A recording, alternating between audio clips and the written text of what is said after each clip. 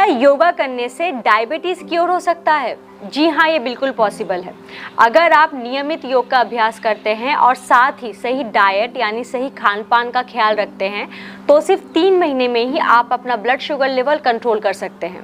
और इसके लिए आपको ज़्यादा वक्त देने की भी ज़रूरत नहीं है। दिन के 20 से 30 मिनट ही काफ़ी हैं इसके लिए।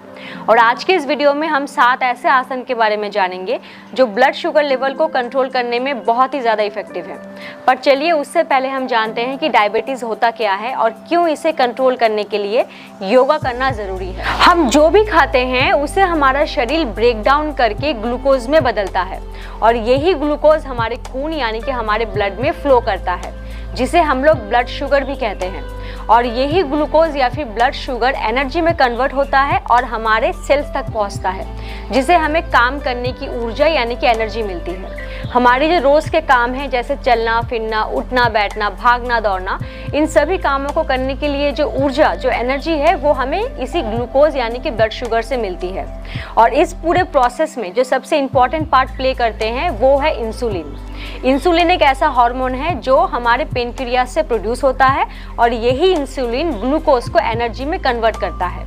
पर डायबिटीज़ एक ऐसी कंडीशन है जिसमें या तो पेनक्रियास इंसुलिन प्रोड्यूस करना बंद कर देते हैं या फिर इंसुलिन इतनी कम मात्रा में प्रोड्यूस होता है कि उसे हमारा शरीर यूज़ नहीं कर पाता और ग्लूकोज को एनर्जी में कन्वर्ट नहीं कर पाता। ऐसे में जो ग्लूकोज की मात्रा है वो हमारे शरीर में बढ़ती रहती है, जिससे हमारा ब्लड शुगर लेवल इंक्रीज होता रहता है। और जैसे हम और खाना खाते रहते हैं वैसे वैसे ये ब्लड शुगर लेवल धीरे धीरे और ज़्यादा इंक्रीज होता रहता है। डायबिटीज़ मेनली 2 तरह की होती हैं। टाइप 1 डायबिटीज़ में किसी एक कारण से पेनक्रियाज इंसुलिन प्रोड्यूस करना ही बंद कर देती है। ऐसे में जो पेशेंट है उन्हें बाहर से इंसुलिन लेना पड़ता है सर्वाइव करने के लिए। और टाइप 2 डायबिटीज़ में पेनक्रियाज इंसुलिन प्रोड्यूस तो करती है पर उसे हमारी बॉडी यूज़ नहीं कर पाती और ग्लूकोज को एनर्जी में कन्वर्ट नहीं कर पाती। और डायबिटीज़ को कंट्रोल करने के लिए हमें जिन बातों का ध्यान रखना है वो है वेट कंट्रोल, क्योंकि ओबेसिटी एक बहुत बड़ा कारण होती है ब्लड शुगर लेवल को इंक्रीज करने के लिए। दूसरा है सही डाइट। अगर आपका ब्लड शुगर लेवल पहले से ही थोड़ा ज़्यादा है तो वो सारी चीज़ें जिसमें ग्लूकोज की मात्रा ज़्यादा होती है या फिर जो ब्लड शुगर लेवल को इंक्रीज कर सकते हैं वो चीज़ें आपको अवॉइड करनी है। तीसरा है डायबिटिक पेशेंट का एक्टिव और एनर्जाइज रहना बहुत ज़्यादा ज़रूरी है, क्योंकि आप जितना ज़्यादा एक्टिव रहेंगे आपकी बॉडी उतने ही अच्छे से ग्लूकोज को ब्रेक डाउन करके एनर्जी में बदल पाएगी। और चौथा है स्ट्रेस मैनेजमेंट, क्योंकि स्ट्रेस एक बहुत बड़ा कारण होता है डायबिटीज़ को ट्रिगर करने के लिए। और ये सारी चीज़ें योगा से कंट्रोल की जा सकती है। योगा करने से वेट कंट्रोल होता है, एक हेल्दी वेट मेंटेन रहता है। योगा करने से हमारा जो ओवरऑल बॉडी सिस्टम है वो अच्छे से काम करता है। कई ऐसे आसन हैं जो हमारे पेनक्रियास को स्टिमुलेट करते हैं, जिससे इंसुलिन का प्रोडक्शन अच्छे से होता है और हमारी बॉडी भी उस इंसुलिन को अच्छे से यूज़ कर पाती है अपना काम करने के लिए। तीसरा है योगा करने से हमारा जो स्ट्रेस है वो कंट्रोल होता है। ये प्रूवन है कि योगा स्ट्रेस, एंजाइटी और डिप्रेशन को कंट्रोल करने में बहुत ही ज़्यादा असरदार है। तो चलिए इसी के साथ हम आज का अभ्यास शुरू करते हैं। तो सबसे पहला आसन जो आज हम करने वाले हैं वो है अर्ध मत्स्येंद्र आसन। तो इसके लिए आपको सबसे पहले दंडासन में बैठना है। आपके दोनों पैर बिल्कुल सीधे रहेंगे ऐसे और आपका स्पाइन बिल्कुल स्ट्रेट रहना चाहिए। तो पहले हम करेंगे इसे हमारे दाएं तरफ। तो आप अपने दाएं पैर को ऐसे घुटने से बेंड करेंगे और इसकी एड़ी को आप रखेंगे अपने बाएं पैर के घुटने के पास। फिर आपको अपने बाएं पैर को इस तरह से फोल्ड करना है।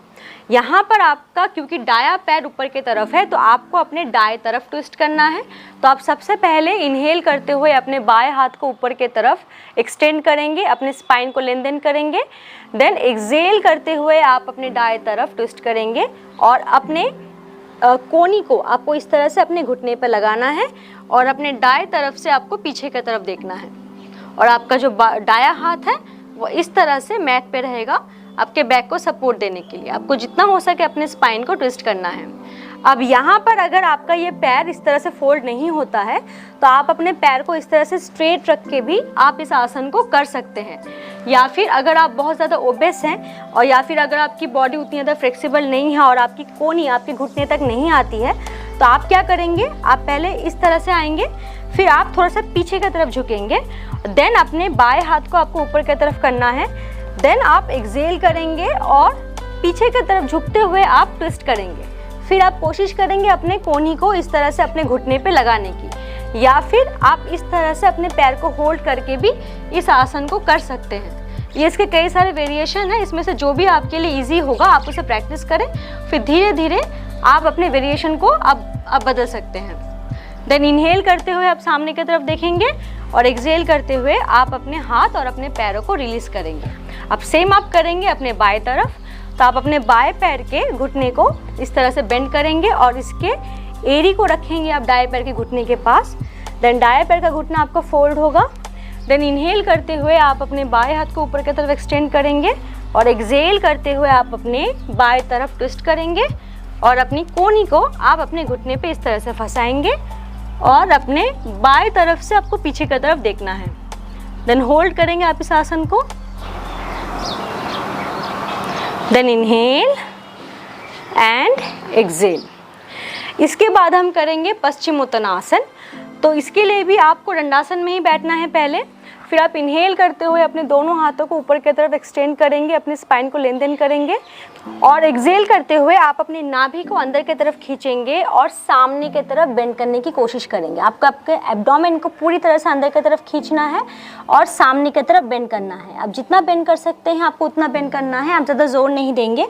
और अगर आपको ज़्यादा बेंड करने में तकलीफ होती है तो आप चाहे तो यहाँ पर कोई कुशन या फिर कोई तकिया रख के भी आप इस आसन को कर सकते हैं। तो आप मैक्सिमम बेंड करेंगे और फिर अपने पैरों को इस तरह से पकड़ के अपने सर को आप यहाँ पर लगाने की कोशिश करेंगे।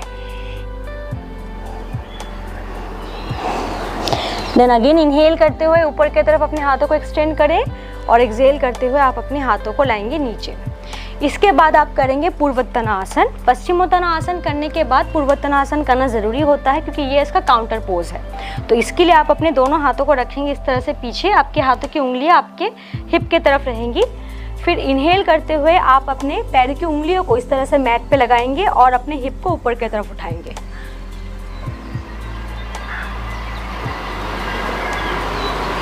फिर एक्सहेल, अपने हिप को नीचे की तरफ लाएं और फिर से दंडासन में बैठेंगे। इसके बाद हम करेंगे मंडूकासन। तो इसे करने के लिए आपको सबसे पहले वज्रासन में बैठना है। तो आप एक एक करके अपने पैरों को फोल्ड करेंगे और वज्रासन में बैठेंगे।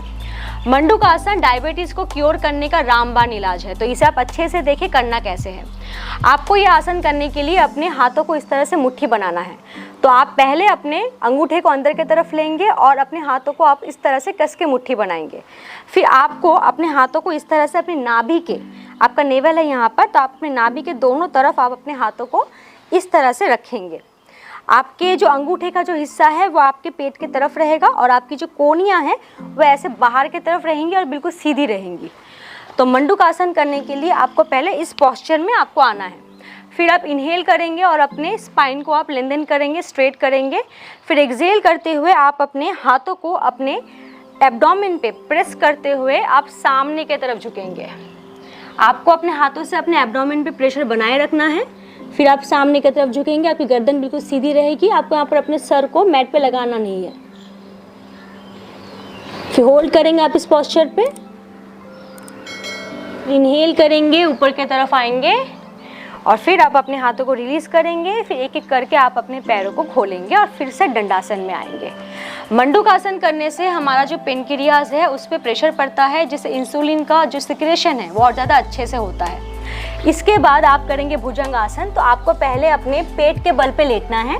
तो आप पहले अपने पेट के बल पे लेटेंगे, आपके दोनों पैर आपस में जुड़े रहेंगे और पैरों की उंगली आपकी बाहर की तरफ रहेंगी और पॉइंटेड रहेंगी। फिर आप अपने दोनों हाथों को रखेंगे अपने चेस्ट के दोनों तरफ, ऐसे उंगलियां फैली हुई, और कोहनियां आपके बॉडी की तरफ रहेंगी। आपका शोल्डर ओपन रहेगा। अपने सर को मैट पे लगाएं। फिर इनहेल करते हुए आप अपने अपर बॉडी को ऊपर की तरफ उठाएंगे। आपकी कोहनियों का हल्का सा बेंड रखेंगे और ऊपर की तरफ देखने की कोशिश करेंगे। फिर एक्सहेल, अपने सर को नीचे की तरफ लाएंगे। इसके बाद आप करेंगे विपरीत करनी। तो इसे करने के लिए आप अपने पीठ के बल पे लेटेंगे। तो आपको बिल्कुल सुपाइन पोस्चर में लेटना है। आपके दोनों पैर बिल्कुल आपस में जुड़े हुए रहेंगे और आपके दोनों हाथ रहेंगे आपके हिप के दोनों तरफ। फिर आप इनहेल करते हुए अपने दोनों पैरों को एक साथ सीधा करके ऊपर की तरफ उठाएंगे और 90 डिग्री पे आपको लाना है। आप चाहे तो इस आसन को किसी वॉल के सपोर्ट से भी आप कर सकते हैं। फिर आप यहाँ पर इस आसन को होल्ड करेंगे, नॉर्मल ब्रीदिंग करते रहें। फिर एक्सेल करते हुए आप अपने दोनों पैरों को एक साथ नीचे की तरफ लाएंगे और धीरे धीरे लाएंगे। इसके बाद हम करेंगे जठरा परिवर्तनासन। तो आप अपने दोनों पैरों को घुटने से इस तरह से बेंड करेंगे। तो यहाँ पर आप सबसे पहले अपने लोअर बॉडी को अपने दाएं तरफ ट्विस्ट करना है और आपकी जो अपर बॉडी है वो ट्विस्ट होगी आपके बाएं तरफ। तो आप अपने बाएं हाथ को इस तरह से रखेंगे मैट पे और अपने दाएं हाथ को आप रखेंगे अपने बाएं पैर के घुटने के ऊपर ऐसे। फिर आप एक्सेल करते हुए अपने लोअर बॉडी को अपने दाएं तरफ आप ट्विस्ट करेंगे और आपके अपर बॉडी को आपको अपने बाएं तरफ ट्विस्ट करना है। होल्ड करेंगे आप इस पोस्चर को भी। फिर आप सेम करेंगे दूसरी तरफ। तो आप अपने बाएं हाथ को रखेंगे अपने दाएं पैर के घुटने के ऊपर ऐसे और आपका दायां हाथ रहेगा मैट पे। फिर आप एक्सेल करते हुए अपनी लोअर बॉडी को अपने बाएं तरफ ट्विस्ट करेंगे और आपको अपने दाएं हाथ की तरफ देखने की कोशिश करनी है। फिर इनहेल करते हुए आप अपने पैरों को बीच में लाएंगे और एक्सेल करते हुए आप आएंगे शवासन में। इसके बाद हम करेंगे शुप्त बद्ध कोना आसन। तो आप अपने दोनों पैरों को इस तरह से तलवों से जोड़ेंगे और अपने दोनों हाथों को रखेंगे आप अपने एब्डोमेन पे ऐसे। फिर अपने आंखों को आपको बंद करना है और अपने घुटने को ऐसे ऊपर नीचे आपको फ्लैप करना है। शुप्त बद्ध कोना आसन स्ट्रेस रिलीफ करने में बहुत ही ज़्यादा इफेक्टिव है। इससे ब्लड प्रेशर भी कंट्रोल होता है और ब्लड शुगर लेवल भी डिक्रीज होता है। तो आप इसे अच्छे से करेंगे, अपने आंखों को बंद रखेंगे, रिलैक्स करने की कोशिश करें। आपकी जो नेचुरल ब्रीदिंग है वो होती रहनी चाहिए। फिर एक एक करके अपने दोनों पैरों को रिलीज करेंगे और शवासन में रिलैक्स करेंगे। तो दोस्तों ये थे कुछ आसन जो ब्लड शुगर लेवल को कंट्रोल करने में बहुत ही ज़्यादा असरदार हैं। तो अगर आपको डायबिटीज़ की समस्या है या फिर अगर आपके परिवार में या फिर जान पहचान में कोई ऐसे हैं जिनका ब्लड शुगर लेवल थोड़ा सा ज़्यादा रहता है तो आप उनके साथ इस वीडियो को ज़रूर शेयर करें। तो वीडियो आपको कैसी लगी वो आप मुझे कमेंट में लिख के ज़रूर बताएं। अगर इसके अलावा आपके दिल में कोई सुझाव या फिर कोई सवाल होते हैं तो वो भी आप मुझे कमेंट में लिख के बता सकते हैं। तो हम जल्द मिलते हैं किसी दूसरी वीडियो में। तब तक के लिए योग करते रहिए और स्वस्थ रहिए।